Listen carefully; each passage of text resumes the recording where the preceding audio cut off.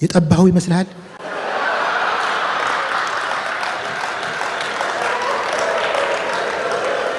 አሁን የኔ ጓደኛ በየነ አርፌ በተቀመጥኩበት እየደወለ በውቄ እስከ መቼ ስለ ሴት ጡት ትጽፋለህ? እንዲሁ በተደጋጋሚ ስለ ጻፍከው የጠባኸው ይመስልሃል?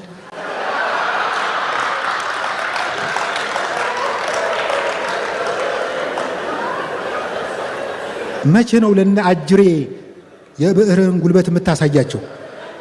ህዝቡም እየጠበቀህ ነው እያለ ይጎተጉተኛል። እሺ ብዬ መንግስትን እንዳይሸጥ እንዳይለወጥ አድርጌ ሞልጬ ጽፌ ለጥፋለሁ እንበል።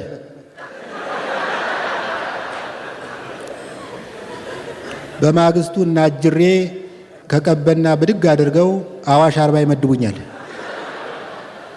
ከዛ ደከመኝ ስለቸኝ ሳይል ያነቃቃኝን በየነን አግኝታችሁ በውቄ እኮ ታሰረ ብትሉት አልገረመኝም። በመጨረሻ ላይ እኮ ትንሽ አንቀሽቅሾት ነበር ይላችኋል።